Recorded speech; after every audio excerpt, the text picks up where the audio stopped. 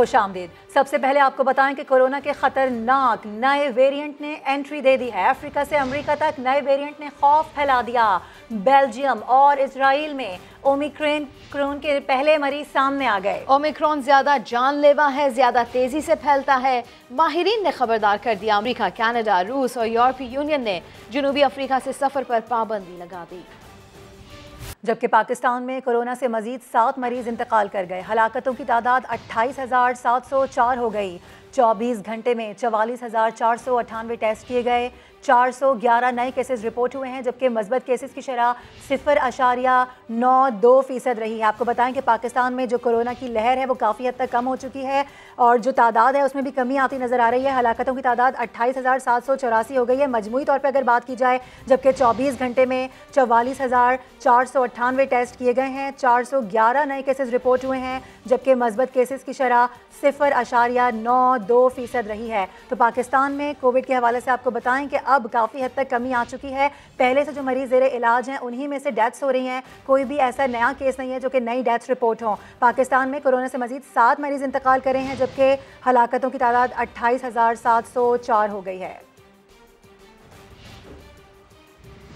और कोरोना का खतरा चला नहीं, उस पर सितम के कातिल डेंगू मच्छर भी सर पर मंडला रहा है। लाहौर में डेंगू से मजीद 3, जबकि कसूर में एक शख्स जान की बाजी हार गया। जहाँ भाग अफराद की तादाद 137 हो गई है।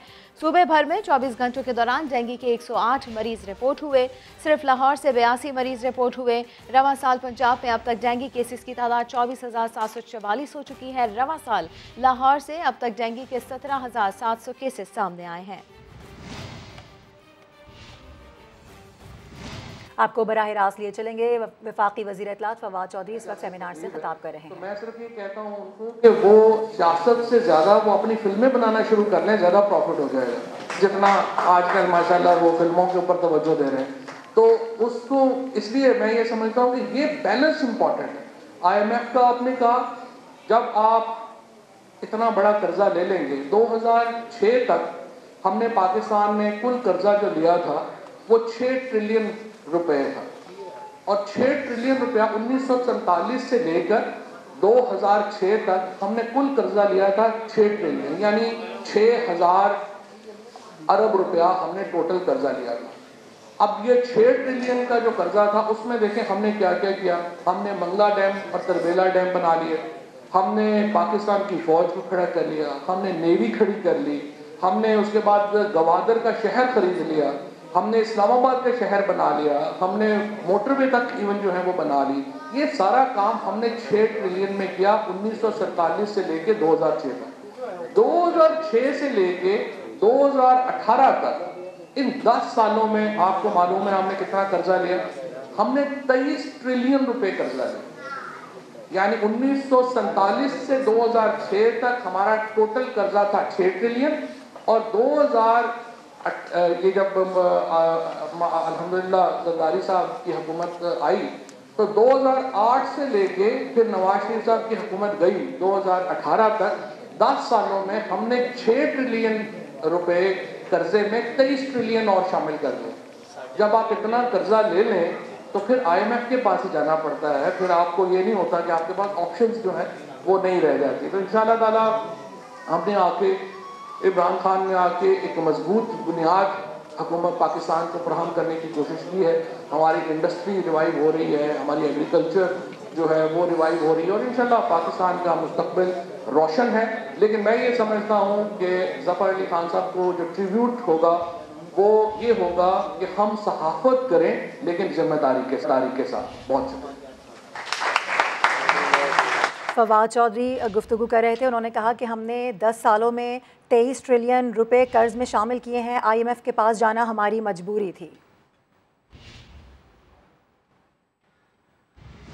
और इससे पहले वफाकी वज़ीर इत्तलात फवाद चौधरी ने यह भी कहा कि साकिब निसार की जाली ऑडियो हो या साबिक चीफ जस्टिस गिलगित बल्तिस्तान का बयान हलफी, सबका मकसद सिर्फ एक ही है कि किसी तरह नवाज शरीफ और मरियम के खिलाफ केसेस बंद कर दिए जाएं। ये अदलिया समेत फौज पर दबाव डालने की कोशिश है। लाहौर में गुफ्तगू करते हुए फवाद चौधरी ने कहा कि हुकूमत का कोई लेना देना नहीं तो फरीक क्यों बने।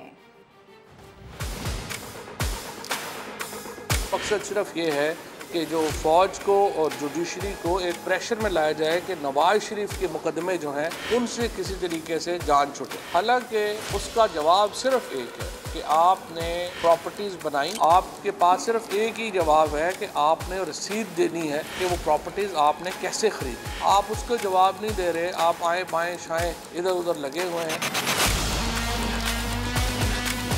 मरियम नवाज़ को चाहिए कि ये ऑडियोज़ जो हैं अगर वो समझती हैं कि उनके केस को मजबूत करती हैं तो वो इनको अदालत में पेश करें। अदालत इसको जो है वो देख लेगी। जो 2 इस्लामाबाद के जज हैं वो इस केस की जुरिसडिक्शन ले चुके हैं। हमारा इससे फ़िलहाल इतना ताल्लुक है। मैं तो समझता हूँ कि दोनों मियाँ बीवी बाकी काम छोड़ के यही काम शुरू कर लें। नई वीडियो मंजर आम पर आने वाली है। कोई स्विमिंग पूल में नजर आएगा, कोई कहीं और। मरियम नवाज के शौहर कैप्टन सफदर के बयान को पार्टी ने डिसऑन कर दिया। बड़े बड़े लोगों की फिल्में भी आएंगी। कोई स्विमिंग पूल में गिरा हुआ है, कोई स्विमिंग पूल से बाहर है, कोई वॉशरूम में गिरा हुआ है, कोई किधर घुमा हुआ है। मुस्लिम लीग ने बाइसियत जमात के कभी इसको ऑन नहीं किया। ये एक फर्द के अपने ज़ाती ख्यालात हो सकते हैं। मरियम नवाज के शौहर, नवाज शरीफ के दामाद कैप्टन रिटायर्ड सफदर की बात को पार्टी की सतह के बयान का दर्जा न मिला। कभी इसको ऑन नहीं किया। मैं इतना थले नहीं लगे हुआ जितना तुसी मैनू ला रहे।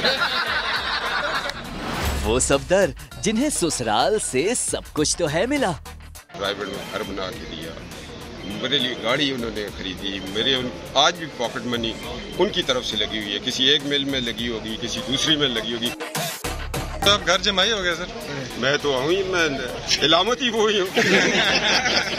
अपनों ने बयान ऑन न किया और मुखालिफिन ने आड़े हाथों लिया।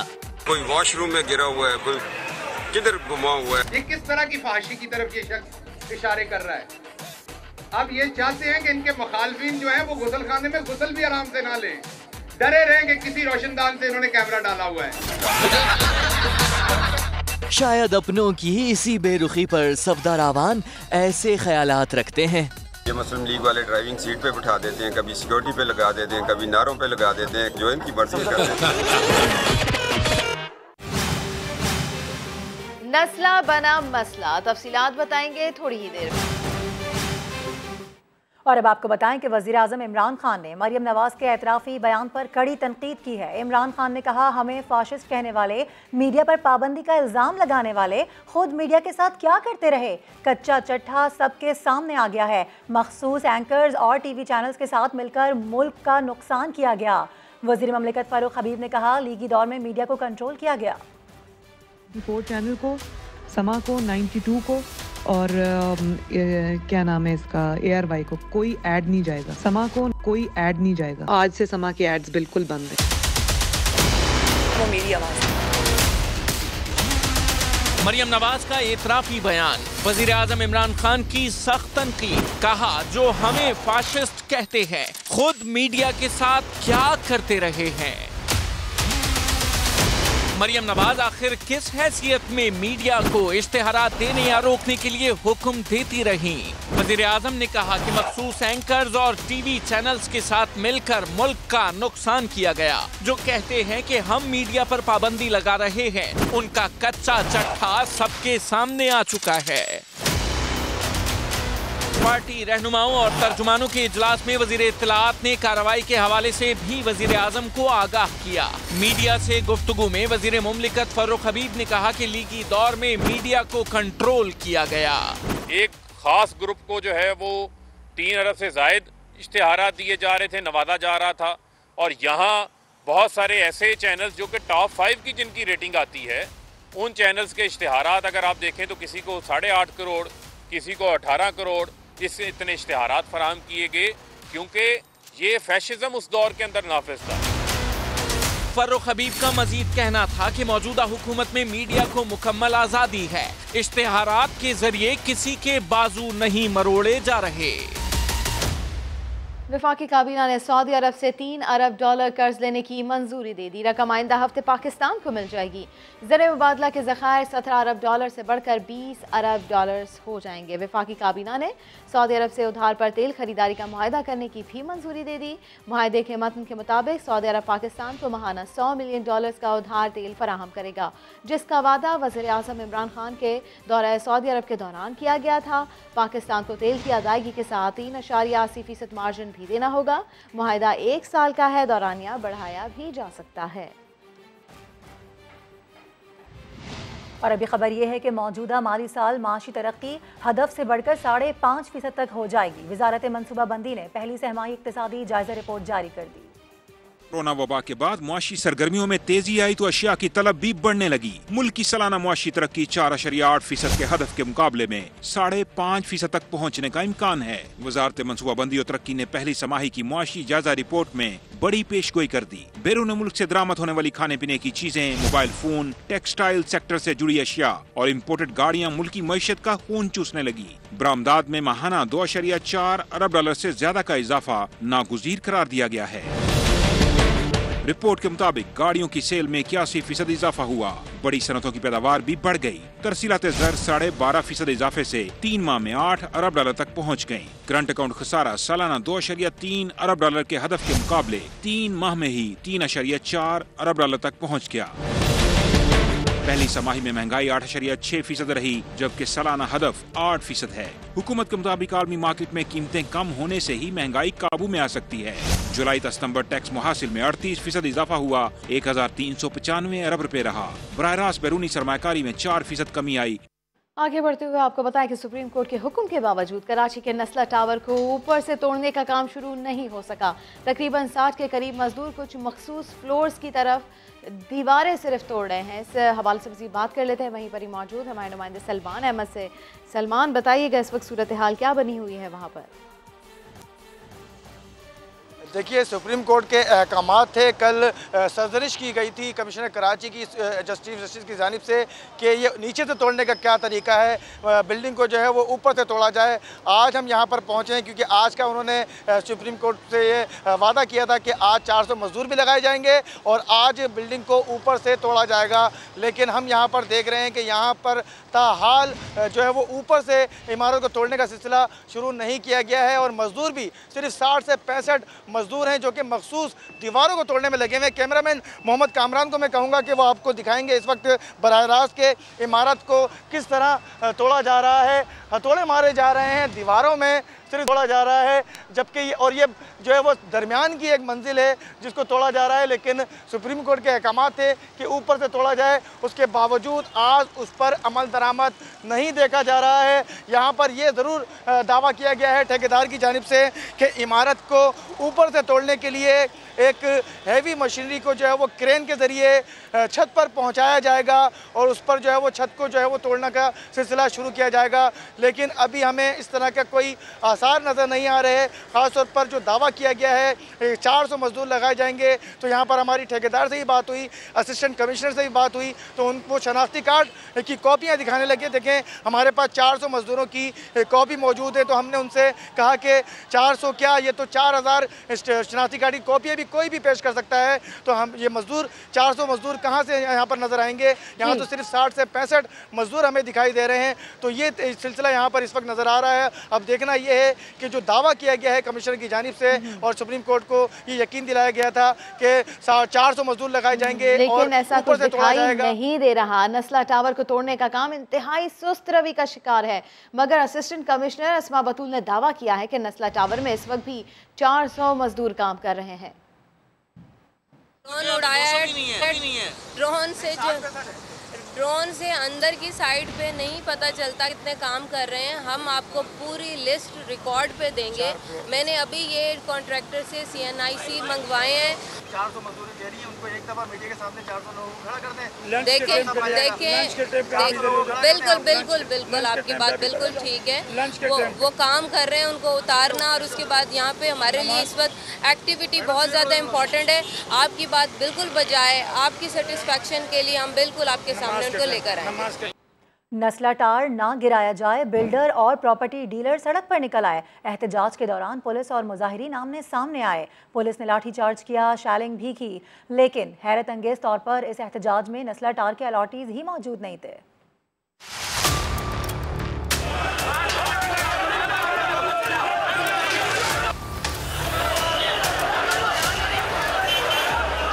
नस्ला टावर के सामने पुलिस और मुजाहिरीन के दरमियान धक्कम पेल भी हुई और शेलिंग भी।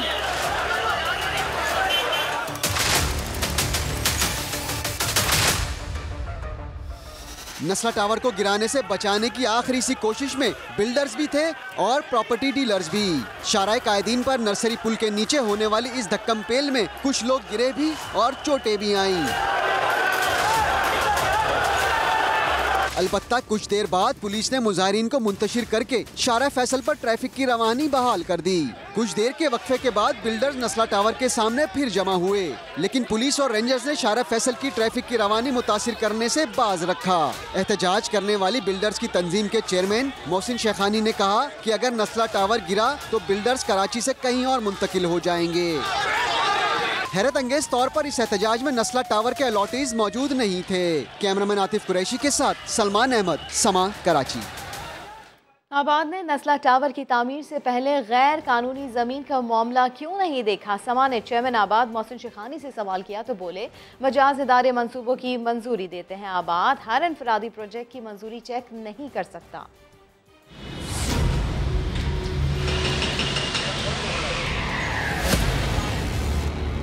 आबाद को ही देखना था ना कि जब नस्ला टावर बन रहा था तो उस वक्त इलीगल कितनी ज़मीन है, जाहिर है उस वक्त आपने उसको क्यों नहीं रोका, उस वक्त आपकी आँखें क्यों बंद कर रखी थी? देखें, हम जो अप्रूवल अथॉरिटीज़ हैं वहाँ से ये अप्रूव होता है, उन मास्टर प्लान का काम है। मेरा काम किसी इंडिविजुअल का अप्रूवल लेने जा रहा है, वो मेरा काम नहीं है, मेरा काम नहीं है।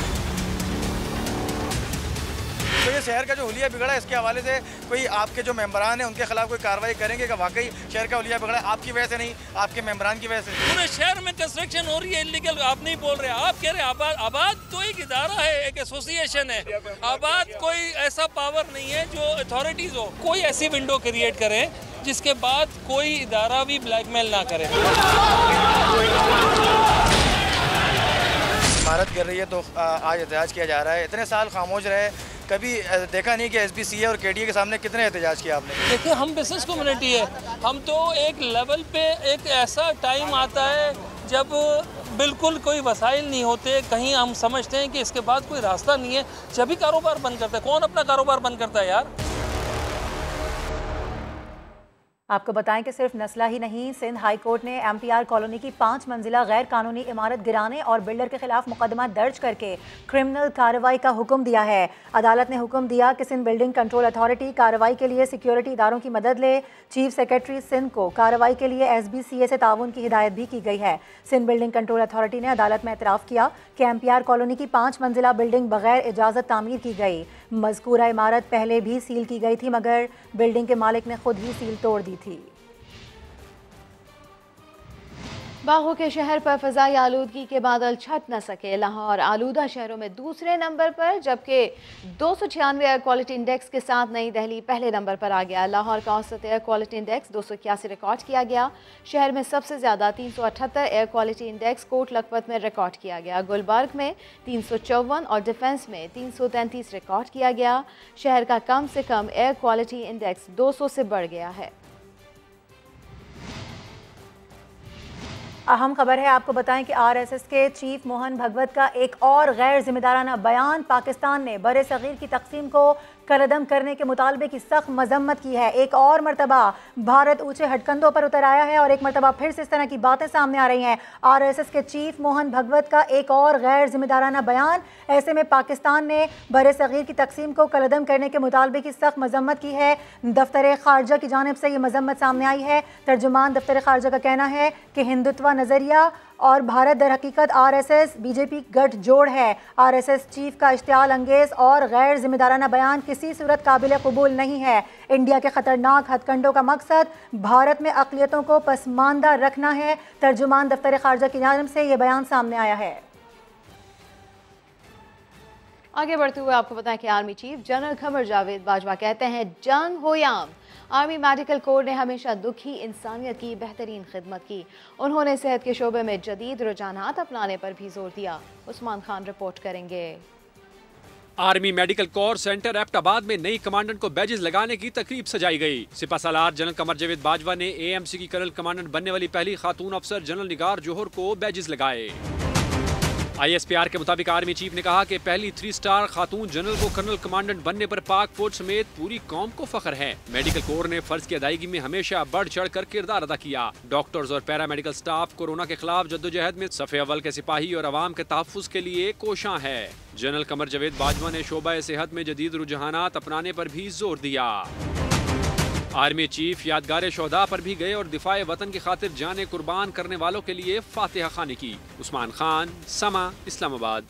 कराची के इलाके गुलशन हदीद में कचरे के ढेर से मिलने वाला बच्चा NICH में ज़ेरे इलाज है। बच्चे को कौन फेंक कर गया, पुलिस का हाल पता नहीं लगा सकी है। पुलिस का कहना है कि बच्चे को रात के अंधेरे में कचरे के ढेर में फेंका गया। सुबह बुजुर्ग खातून ने बच्चे को देखा तो अपने साथ झोंपड़ी में ले आई।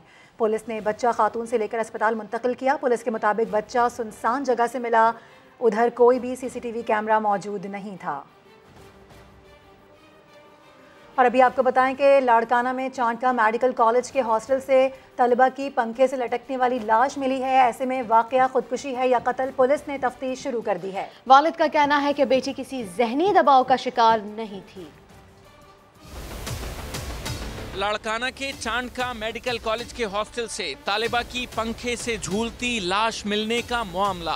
वाकया खुदकुशी है या कत्ल, पुलिस गुत्थी सुलझाने में मसरूफ है। इब्तिदाई पोस्टमार्टम रिपोर्ट के मुताबिक नौशीन काजमी की मौत फंदा लगने से हुई है। फाइनल ईयर की तालिबा नौशीन के वालिद कहते हैं कि बेटी खुदकुशी नहीं कर सकती। ये बोल रहे हैं कि ये वाकया जो है ये 8-9 के करीब हुआ था। 1:30 बजे के बाद उन्होंने बोला कि हमने दरवाज़ा जो है वो खटखटाया, आवाज़ नहीं आ रही थी। फिर उन्होंने जो है वो दरवाज़ा को जो है बकौल उनके कि हमने तोड़ा है, बच्चे पंखे से लटकी हुई थी। चांदका मेडिकल कॉलेज की इंतजामिया ने तहकीकात के लिए कमेटी कायम कर दी है। इन्वेस्टिगेशन हो रही है। हमने कमेटी बनाई है यूनिवर्सिटी के डीन के चेयरमैनशिप में। उसमें एक प्रोफेसर लिया है फॉरेंसिक का, एक प्रोफेसर साइकेट्री का लिया है, एक प्रोफेसर हमने मेडिसिन का लिया है।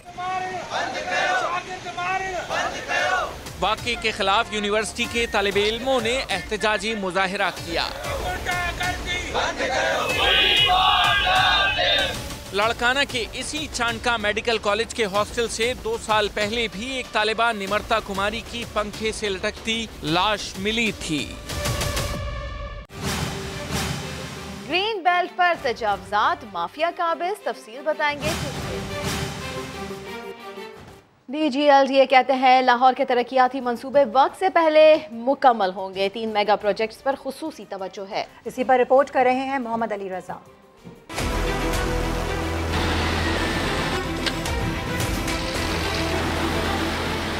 लाहौर को मिसाली शहर बनाएंगे, आवाम को हर मुमकिन सहूलतें देंगे। DGLDA अहमद अजीज तारड़ ने समा से गुफ्तगू में मुस्तकबिल के प्लान बताए। DGLDA ने कहा कि फिरोजपुर रोड पर गुलाब देवी अंडरपास बनने से ट्रैफिक जैम का मसला हल हो जाएगा। इस प्रोजेक्ट के 2 हिस्से हैं।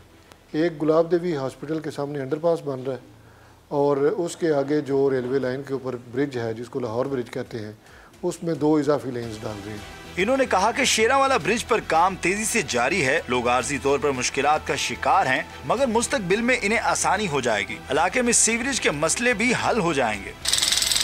वज़ीर आला की हदायत पर आइंदा चंद माह के दौरान मुतअद्दिद नए मंसूबे भी शुरू होंगे। कैमरामैन नदीम कासिम के साथ मोहम्मद अली रजा, समा, लाहौर। अभी खबर यह है कि मुल्तान में PHA की नाअहली के बाइस ग्रीन बेल्ट पर तजावुजात माफिया ने कब्जा कर लिया है। ग्रीन बेल्ट पर हिफाजती जंगले भी चोरी हो गए। जगह जगह गंदगी से ताफुन फैलने लगा। इलाका मकीन ताहिर बलोच से जानते हैं वहाँ की परेशानी।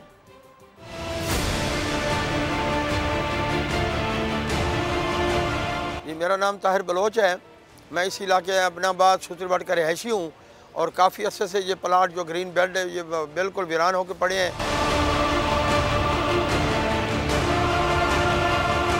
ये देखें गंदगी के ढेर लगे, अंबार लगे पड़े हैं। काफ़ी अरसा पहले जो है ना यहाँ पे ग्रीन बेल्ट थी, लोगों ने यहाँ के लोहे के जंगले भी उठा लिए हैं और सफाई का बिल्कुल नाकिस इंतज़ाम है, कोई ना कोई गंदगी उठाने वाला है।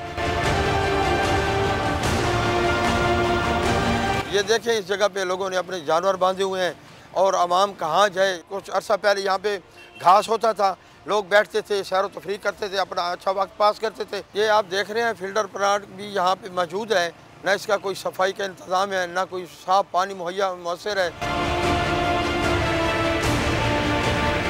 इंतज़ामिया से अपील करते हैं कि जल्द अज जल्द जितना भी मुमकिन हो सके हमारे इस प्लाटों को सफाई सुथराई से और ग्रीन बेल्ट बना दिया जाए ताकि बच्चे खेलें कूदें और सैर व तफरीह का एक माहौल बन जाए। आपको बताएं कि पाकिस्तानी बॉक्सर मोहम्मद वसीम का बड़ा एजाज, कोलंबियन हरीफ को शिकस्त देकर WBC सिल्वर टाइटल जीत लिया, WBA वर्ल्ड टाइटल के लिए क्वालिफाई कर लिया। दुबई में होने वाली फ्लाईवेट कैटेगरी में मोहम्मद वसीम का मुकाबला कोलंबिया के बॉक्सर रॉबर्ट बरेरा से था। 12 राउंड्स पर मुश्तमिल फाइट में मोहम्मद वसीम का पलड़ा भारी रहा। का पहला बॉक्सर हूँ, 2 दफ़ा WBC सिल्वर वर्ल्ड चैम्पियन बना हूँ और मैंने अभी WBA और WBC जो वर्ल्ड टाइटल है उसके लिए मैंने क्वालिफाई कर लिया अल्हम्दुलिल्लाह और काफ़ी खुश हूँ और पाकिस्तान का नाम पूरी दुनिया में रोशन किया है। और आज मेरी बहुत टफ फाइट थी, कोलंबियन फाइटर जो वर्ल्ड रैंकिंग में नंबर 3 पे था उसको मैंने बीट किया।